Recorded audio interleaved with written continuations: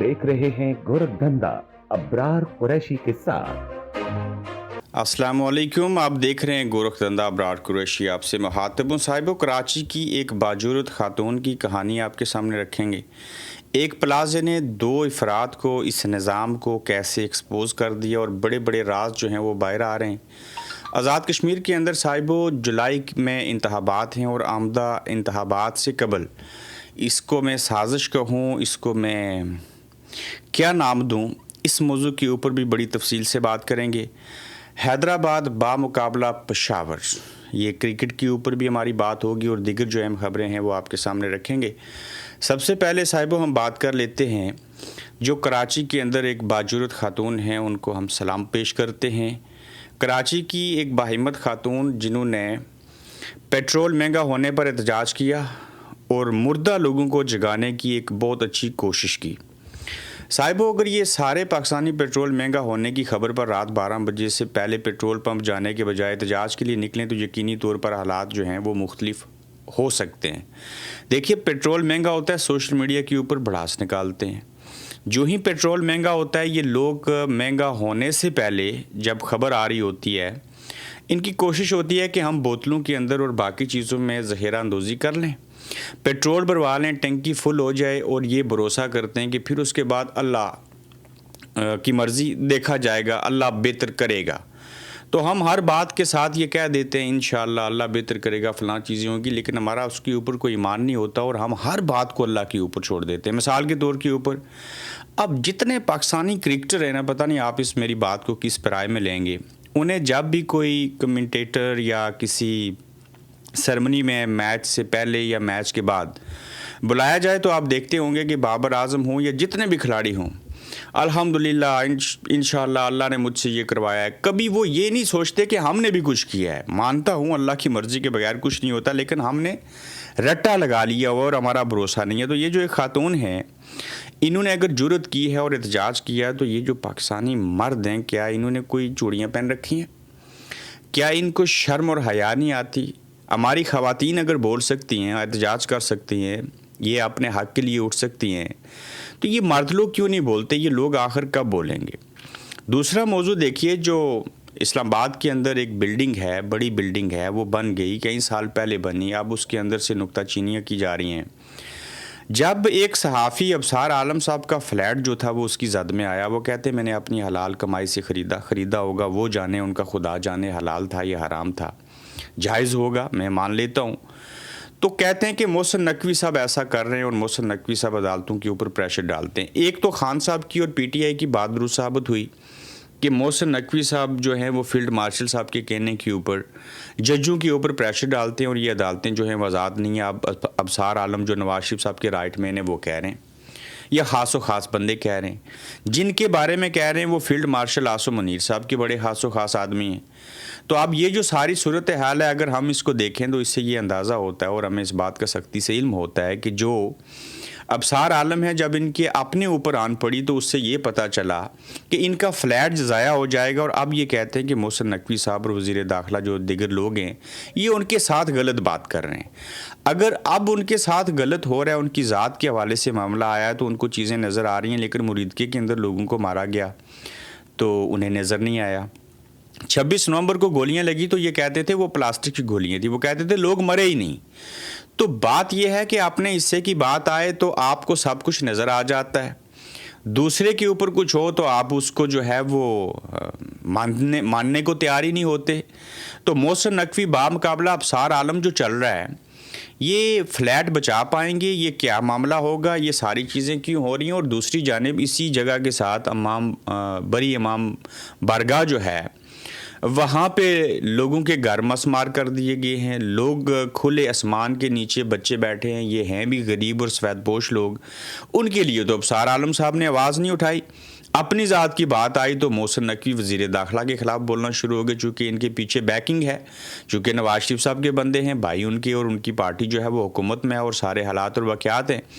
तो ये साबित करती है बात कि ये लोग अपनी ज़ात के चुंगल से बाहर नहीं निकलते, ये कौवे के मेंढक हैं और انہیں اپنی ذات کی فکر ہے، اپنے خاندان کی فکر ہے، اپنے ذاتی مفادات کی فکر ہے، اس ملک قوم کی کوئی فکر نہیں۔ ایک صحافی کا تو یہ کام ہوتا ہے نا کہ وہ سب کے لیے آواز اٹھائے۔ میں پھر مثال دوں گا کہ اس دور کے اندر جب اسپیکر کے پی کے اسمبلی کے لیے تاحیات مرات اور باقی چیزیں لینے کی کوشش کی گئی تو اس کے اوپر آواز اٹھائی اور وہ پیچھے ہٹ کے پھر سہیل افریدی نے بھی کہہ دیا گزشتہ روز خطاب کرتے ہوئے کہ اگر کوئی میری 1 روپے کی کرپشن ثابت کرے تو میں استعفیٰ دینے کو، یہ وزارت اعلیٰ چھوڑنے کو تیار ہوں۔ یہ کتنے صحافی ہیں پاکستان کے اندر، بڑے بڑے انویسٹیگیشن کرنے والے بڑے انویسٹیگیٹو جرنلسٹ ہیں، وہ نکالیں نا ان کی 1-2 روپے 10 روپے کی کرپشن اور فارغ کریں۔ نہیں کرتے تو ہمیں بتائیں، مجھے ثبوت بھیجیے، ہم ان کو کہیں گے استعفیٰ دیجیے، گھر چلے جائیے۔ تو لہٰذا ہماری ترجیحات جو ہیں وہ ہم قوم نہیں ہیں، ہم آج بھی ہجوم ہیں اور ہم اس بات کے اوپر تکیہ کیے بیٹھے ہیں کہ اللہ بہتر کرے گا، لیکن اللہ بھی کہتا ہے نا کہ آپ اپنے حصے کا کام کرو، ہیلا کرو، میں وسیلہ کروں گا۔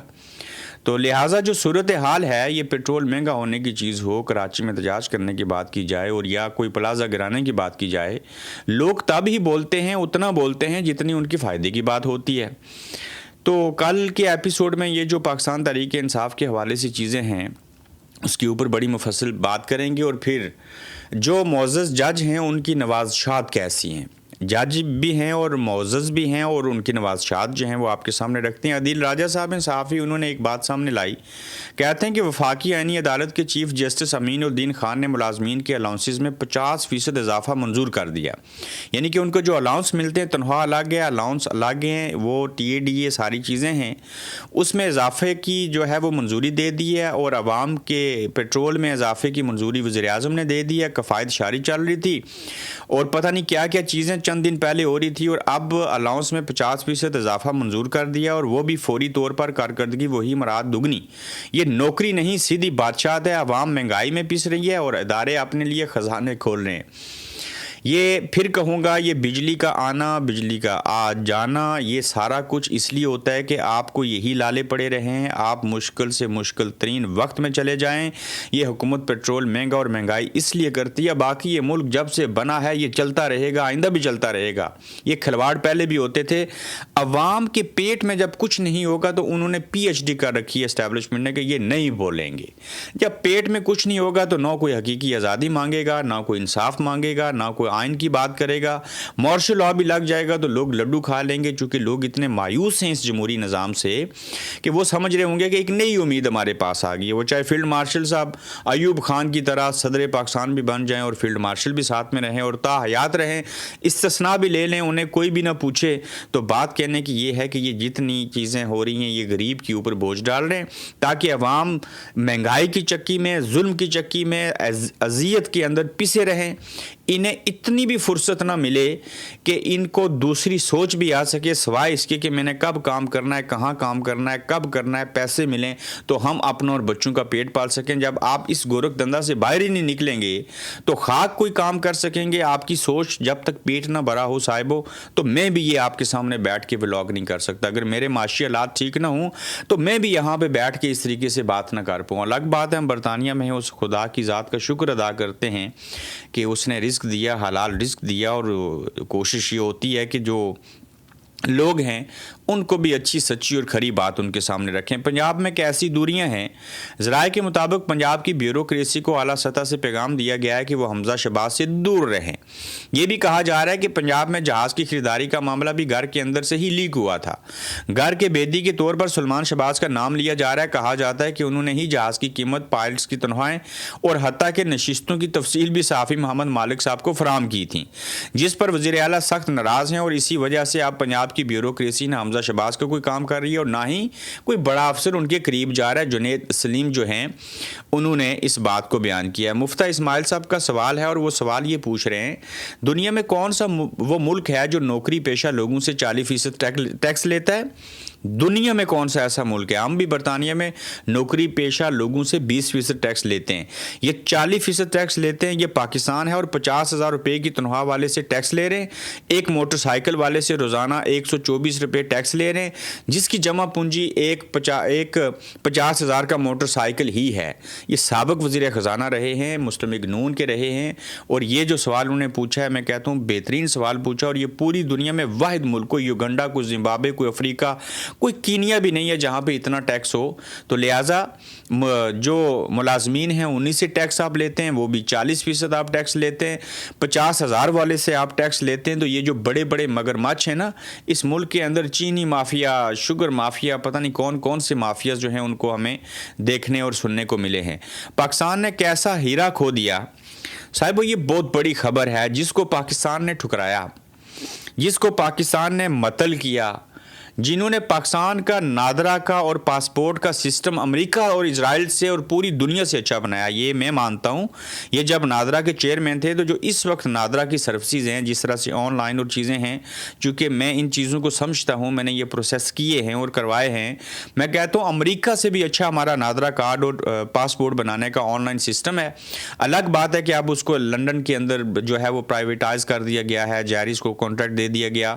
یہ وہ شخص ہیں جن کا نام دنیا کے 25 جو افراد ہیں جو اپنی اپنی فیلڈ میں نمبر 1 ہیں, اس میں ان کا نام آیا. اور یہ نادرا کے سابق چیئرمین طارق ملک ہیں, جن کو پہلے نواز شریف حکومت نے پھر موجودہ رجیم نے اپنے عہدے سے فارغ کر دیا تھا, اور وہ اس وقت ورلڈ بینک کے مشیر کے طور کے اوپر کام کر رہے ہیں. اور طارق ملک کو ڈیجیٹل شناخت اور پبلک انفراسٹرکچر کے شعبے میں ان کی عالمی سطح کی خدمات کے اعتراف میں دنیا کے 25 بہترین ماہرین میں شامل کر لیا گیا. یہ بہت بڑے فخر اور اعزاز کی بات ہے, لیکن ان معذرت کے ساتھ بغیرتوں کے لیے نہیں, اس مافیا کے لیے نہیں, یہ عام پاکستانی کے لیے اور ریاست پاکستان کے لیے یہ اعزاز کی بات ہے, چونکہ ان لوگوں نے تو ان کو نکارا بنا دیا تھا.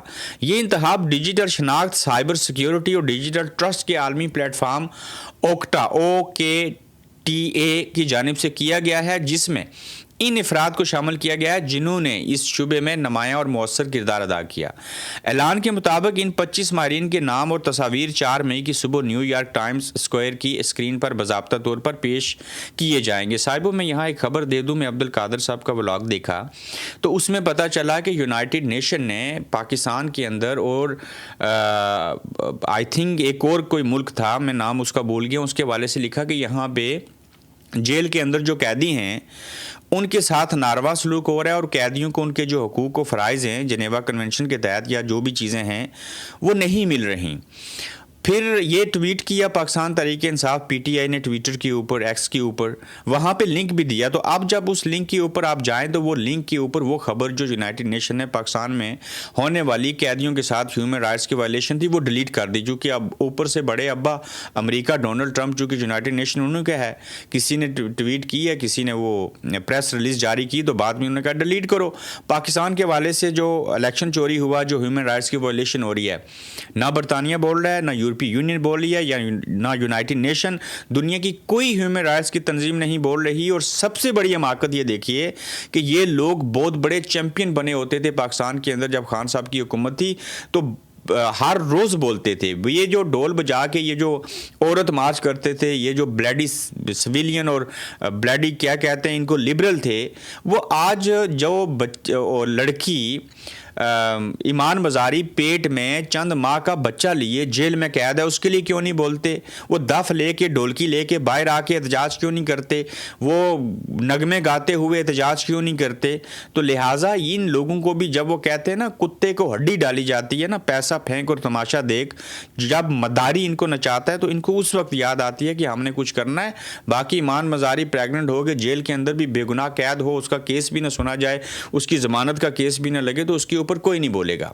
تو یہ کتنی بڑی حماقت ہے کہ یونائٹڈ نیشن دنیا کا سب سے معترف اور بڑا ادارہ جو دنیا کے ممالک کی اور پوری دنیا کی انسانیت کے حقوق اور فرائض کی بات کرتا ہے, اس نے جب پاکستان کے حوالے سے وہ چیز کی, اگر وہاں سے وہ چیزیں ڈیلیٹ ہو سکتی ہیں, ریورس ہو سکتی ہیں, تو مجھے بتائیے جس امریکہ نے, جن بڑے اداروں نے عمران خان صاحب کی حکومت تبدیل کروائی, پھر رجیم چینج ہوا, ان کو جیل میں ڈالا, کیا عمران خان جو ہے وہ اس طریقے سے بآسانی سے باہر آ جائے گا؟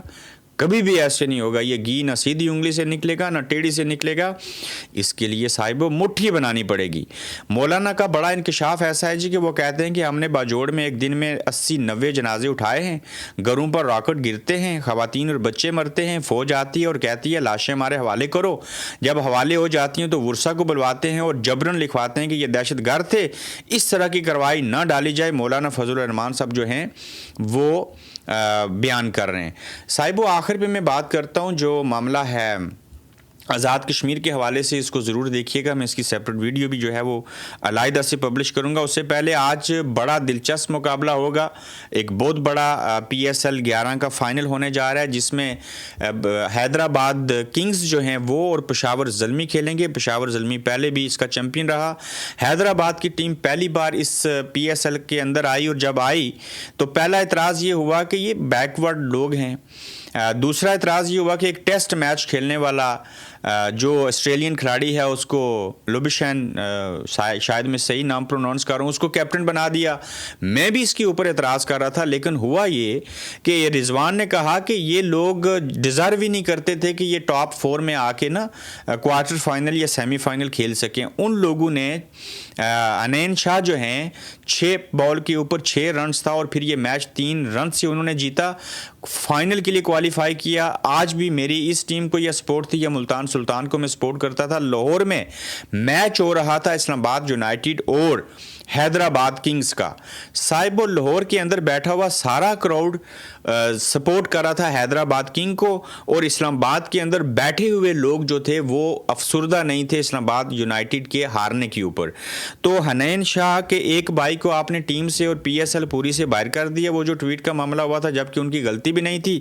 اب یہ ہیرو بنے ہیں حنین شاہ، کیا وہ پاکستان کی قومی ٹیم میں کھیل سکیں گے یا نہیں کھیل سکیں گے؟ لیکن دعا ہے کہ جو حیدرآباد نے سیمی فائنل میں کارکردگی دکھائی اس سے بھی اچھی کارکردگی دکھاتے ہوئے آج پشاور زلمی ورسز حیدرآباد کا جو PSL کا فائنل ہو رہا ہے اس میں یہ کامیابی حاصل کریں گے. تو بات کہنے کی یہ تھی کہ یہ ٹیم ڈیزرو کرتی ہے کہ وہ یہاں پہ جیتے، جو کہ ان کے اوپر بہت تنقید ہوئی، ساری چیزیں ہوئی، لیکن انہوں نے بڑا بہترین طریقے سے جو ہے وہ کم بیک کیا. اب میں آ جاتا ہوں آزاد کشمیر کے حوالے سے. صاحبو 45 سے 50 لاکھ اس خطے کی آبادی ہے. 22 لاکھ سے 24 لاکھ لوگ بیرونی دنیا میں، نصف وہاں پہ رہتے ہیں. 1550 ارب روپے کا جو ہے وہ 5 سال کا بجٹ ہے، یعنی کہ 1.5 کھرب روپے کا. اب الیکشن ہوں گے، جولائی میں الیکشن ہوں گے. اس سے قبل بلدیاتی الیکشن ہوئے تھے، 33 سالوں کے بعد ہوئے تھے. ووٹر لسٹیں بنائی گئی ہیں صاحبو. اگر آپ ان کو دیکھ لیں، باغور دیکھ لیں، تو ان ووٹر لسٹوں کے اندر ایک نمبر کے اوپر 2 لوگ ووٹ ڈالیں گے. آپ سکرین کے اوپر باغور دیکھیے کہ کیا دنیا کی کسی ریاست میں جب مئی کا مہینہ شروع ہو چکا ہے، آج 3 مئی ہے، 25 جولائی کو انتخابات ہونے ہیں. الیکشن کمشنر بڑے اچھے انسان، سابق چیف جسٹس ہائی کورٹ تھے، یقیناً جسٹس ریٹائرڈ غلام مصطفیٰ مغل صاحب الیکشن کمشنر ہیں. تو انہوں نے اس بات کو ان کو دیکھنا چاہیے کہ یہ جو فہرستیں ہیں یہ حلقہ 5 چڑوئی جو ہے وہاں کی ہیں، اور ایک ہی فہرست کے اندر ایک بار لکھا ہوا ہے، یعنی کہ آپ دیکھیے ان فہرستوں کے اوپر کہ 14 2 بار لکھا ہوا ہے، 15 پھر 24. یہ معاملہ کیا ہے؟ یہ دھاندلی کیسے ہوگی صاحبو؟ یہ جو ووٹر فہرستیں بنائی گئی ہیں اس کے اندر یہ جو 2 نمبر لکھے گئے ہیں، ان 2 نمبروں کے اوپر 2 مختلف افراد کے نام ہیں. یہ تو درست ہو گیا. اب 14 جو 2 بار لکھا ہے یہ 2 بار ایک ووٹ کاسٹ ہوگا، اور اگر ایسے ہوگا تو جس یونین کونسل کے اندر 10,000 ووٹ ہے خواتین اور مردوں کا ملا کے، وہ تو 20 ہو جائے گا. میں یہ کہتا ہوں کہ یہ 100% تو نمبر کو دوبارہ نہیں لکھا گیا، لیکن کم از کم 30 سے 40% 2 بار نمبر لکھا گیا. تو لہٰذا اس سے یہ بات ثابت ہوتی ہے یہ پورے آزاد کشمیر میں ایسے ہوا کہ 2 بار نمبر شامل کر کے ایک نمبر کے اوپر 2 لوگ جب ووٹ کاسٹ کریں گے تو یہ دھاندلی ہوگی. پھر دیکھیے کہ اس کے اوپر عبدالرشید ترابی صاحب جو ہیں میرے خیال سے انہوں نے آواز اٹھائی ہے، جماعت اسلامی کے دیگر لوگ بھی بول رہے ہیں. کل میری شاہ غلام قادر صاحب سے بھی بات ہو رہی تھی تو انہوں نے کہا کہ یہ جو فہرستیں نہیں آئی ہیں اس میں نادرا نے مسٹیک کی ہیں. یہ مسٹیک ہوئی نہیں صاحبو، یہ مسٹیک کروائی جاتی ہیں. پھر انہوں نے کہا جی کہ ہم یہ گزارش کرتے ہیں اور ہم نے کہہ دیا ہے کہ جو بلدیاتی الیکشن ہوئے تھے اس کی جو ووٹر لسٹیں بنی تھیں، وہ جو مردم شماری ہوئی تھی اسی کے تحت انہی ووٹر لسٹوں کے اوپر کام کیا جائے. یہ جو نئی ہیں ان کے اندر جو میں نے خرابی آپ کے سامنے رکھی وہ خرابی شامل ہے، تو لہٰذا ان کو درست کرنے کے بجائے پرانی ووٹر جو فہرستیں ہیں اسی کو فالو اپ کیا جائے. یہ جو چڑوئی کی فہرستیں میرے ہاتھ آئی تو اس سے مجھے ایک اور بات لگی کہ یہاں سے پیپلز پارٹی کے 2 ہی لوگ جو ہیں باپ بیٹا، پہلے والد صاحب تھے یا بیٹا آ گیا، تو یہ 21 سالوں سے ٹھیک ہے عوام ان کو ووٹ دیتے ہیں، اس میں کوئی حرج نہیں ہے، عوام آئندہ بھی ووٹ دیں، عوام کا حق ہے، انہیں پولیٹکس کرنے کا حق ہے. 26 सालों में 2001 से लेके 2026 तक साहिबो मैं ये देख रहा हूँ कि 21 साल सिर्फ 2006 से 2011 का दौर छोड़ के मेजर मुनसब दाद साहब वहाँ से इलेक्शन जीते थे। एक ही ख़ानदान बाप बेटा जब वहाँ से इलेक्शन जीते रहेंगे तो फिर आपका हल्का जब है जो है वो कागज़ों में पैरस होगा, वैसे आपको पैरस नहीं लगेगा और ये ताकत का तवाज़ुन बिगड़ चुका है। तो जब आप बार बार एक ही लोगों को, एक ही ख़ानदान को वहाँ से जितवाएंगे तो उसकी सूरत हाल की पेश नज़र तो आपके मसाइल हाल नहीं होंगे। ये जो वोटर फहरिस्तों के अंदर हेर फेर है, मुझे साहिबो ये बात सख्ती से लग रही है कि कहीं ऐसा ना हो कि इन फहरिस्तों को दुरुस्त करने के लिए वक्त कम पड़ जाए और जो हमारे आज़ाद कश्मीर के आम इंतखाबात मैक्सिमम 25 जुलाई को होने हैं 2026 इस साल को आगे 2.5 महीने के बाद, तो वो मुलतवी ना हो जाएं। चूँकि बाज़ लोगों की, बाज़ इदारों की ये नीयत ख़राब है कि यहाँ पर एमरजेंसी लगा दी जाए, जॉइंट अवामी एक्शन कमेटी को एहतजाज करे, लोगों को मारा जाए, आर्टिकल 256 लगा दें, फिर ये माजरीन की सीटों का मामला है। मैं इसके ऊपर भी बड़ी तफसील के साथ आने वाले दिनों में बात करूँगा। तो लिहाजा जो आज़ाद कश्मीर के पढ़े लिखे बाशऊर लोग हैं, जो ज़िम्मेदार लोग हैं, उनसे गुजारिश है कि एक तो वोटर फहरिस्तों को ठीक करवाइए, बर वक्त ठीक करवाइए। ये रियासत का निज़ाम, मैं मानता हूँ करप्शन है इसके अंदर, सारी चीज़ें हैं, लेकिन उसके बावजूद ये निज़ाम चाहिए, ये रियासती निज़ाम हमें चाहिए। ये इसी निज़ाम को सामने रख के इसके अंदर रह के इसको ठीक किया जाएगा तो ये वोटर फहरिस्तों का ख़राब होना आम सी बात नहीं है। ये बात हुई नहीं, ये बात की गई या करवाई गई, तो लिहाजा इसको ठीक करवाने के लिए ज़रूरी है कि अपने अपने हिस्से का लोग जो हैं वो काम करें। तो अपना ख्याल रखिएगा, अपना फीडबैक दीजिएगा, तो जल्द इंशाल्लाह आपसे फिर मिलेंगे।